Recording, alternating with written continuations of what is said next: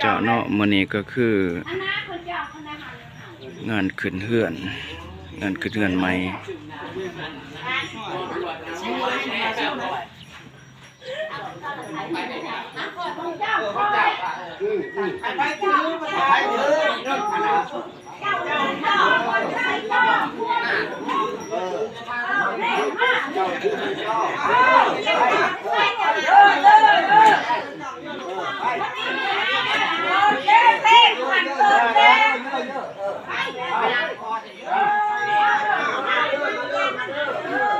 ไปดีหอดเนาะ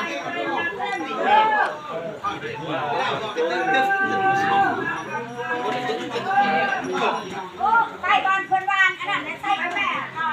ยังก็ไม่จับไม่พอ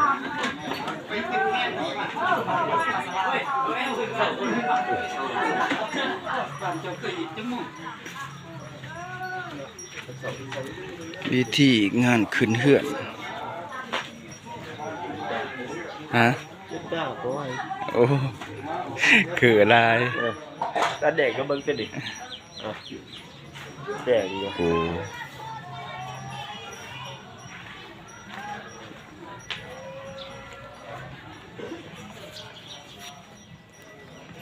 พิธีงานขึ้นเฮือนใหม่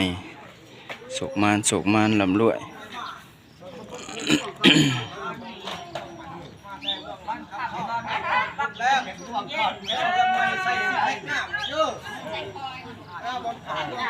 ตัดกันนี่ใส่ซิเมนต์กันมาเด้อมาแต่เรื่องของคำพ้องพูดความดีชุมกินเรื่องมาเด้อมาทำมาพูดอยู่ที่นี่แห้งขโมยขโมยมันได้ผิดเดียวขอเลยไม่ให้เขาจะไปน้ำป่าผุดเคยยินว่าปลาสนอว่าค่อยใส่ข้าวเขาอยู่เวลาแจ้งมันเป็นจังหวะนี่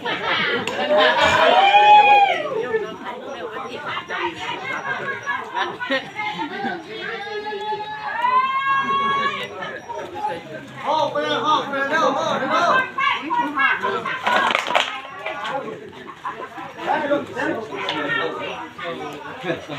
เราใส่คนเกย์ก่อนคนนุ่มเลยคนนุ่มมาป้า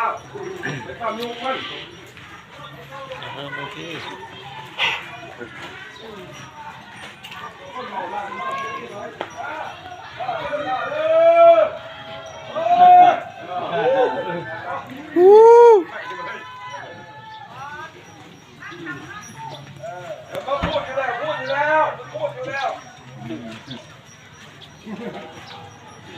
ตอนนี้กำลังเฮงานขึ้นเฮือนใหม่นะที่บ้านบึงคำเมืองสารวัตรเขตสารวัตร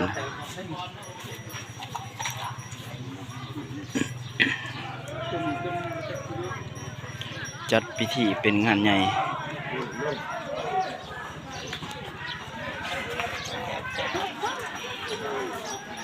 เอาผักขวัญ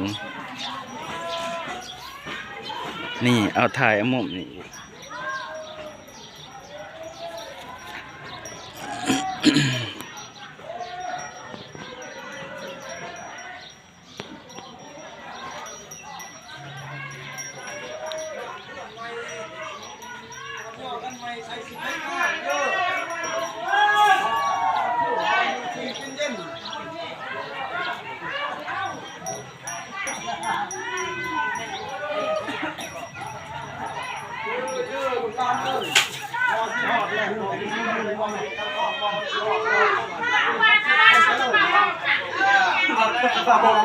สว่าง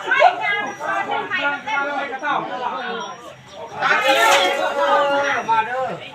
ไปหลอดยังแม่ค่ะหลอดกระบอกว่าจะขวางแม่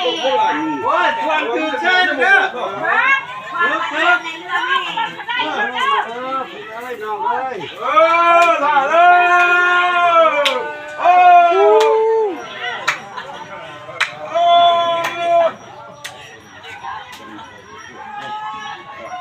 คนไม่เอาเงินที่นี่ก็ได้โอ้ย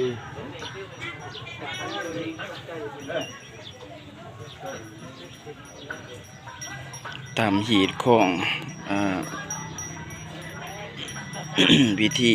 ขึ้นเฮือนหรือว่าวิธีอันเป็นงานเนาะเด็กก็คือวงดนตรีนมดลเฮาได้มาหับใส่เป็นทางการ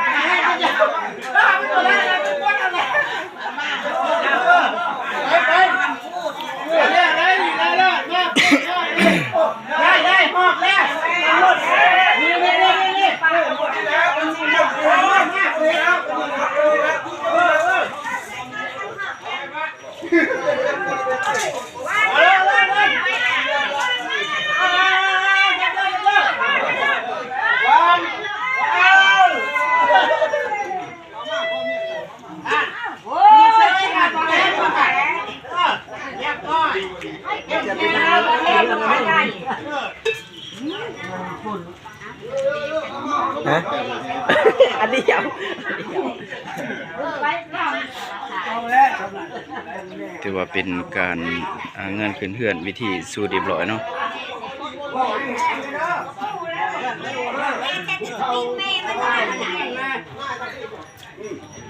ตามหีดของประเพณีแล้ว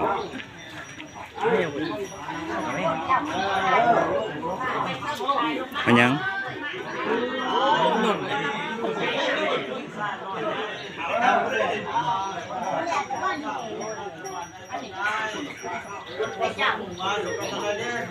นะ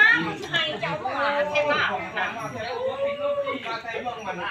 แต่อันนั้นแหละแล้วก็ใส่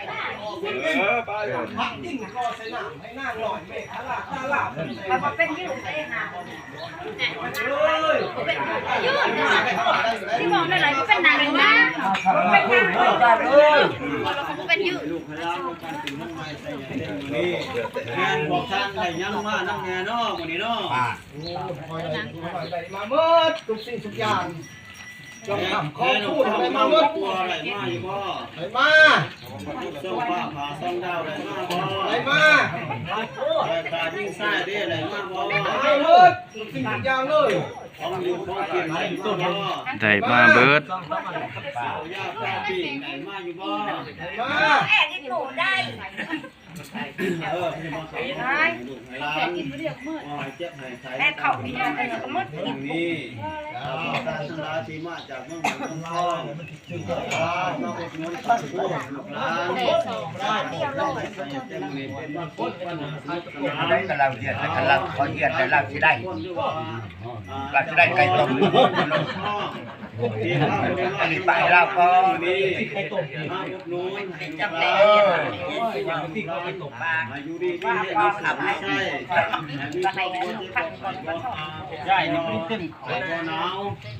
มีอายุมันก้อนเนื่นมีโศกมีไส้ยืนในนอกเข้าในเขาการทั้งหลายที่มาจากผู้บริโภคเข้าเรื่องมาเรื่องเด้อมาคำมาพูดเรื่องเรื่อง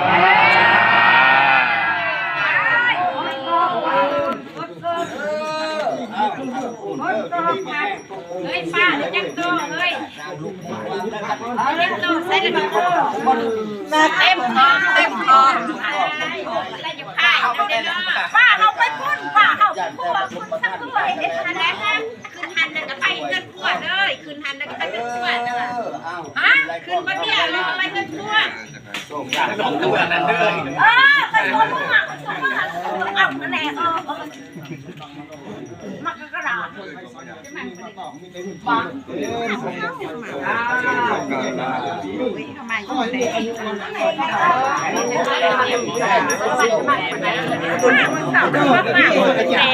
มันจะเสาเนาะ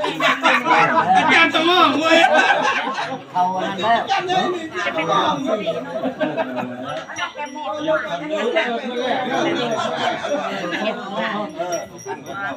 ใส่กระสุนหนักแม่ฉันเขาสนิทก็ยังบ่ไหลซ้ำมึงยังอยู่กับตูบอยู่เลยโอ้โหโลหัวโยมันกับตัวหัวเห็ด แต่ว่าร้าน โอ้ยมันก็ยานเลยต้องเป็นเป็นผักนะมีต้องแม่ได้ดอกแล้วเขาก็มาเจ้ามาเขาเป็นแถวเขาได้ทำไมประจำการได้มันจะมาไหน เนี่ยรับเนี่ยดีเนี่ยห้องเนี่ยมีเอาแล้วแค่สั่งเนี่ยมันกันแล้วอื่นก็ไม่อยากได้หรอก ให้คืนเลย เขาบัด แล้วบาทกว่ายังไม่มีค่า ให้คืนบ้านเจ้า ถือว่าเป็นคืนเทือนใหม่เดือดร้อน ไม่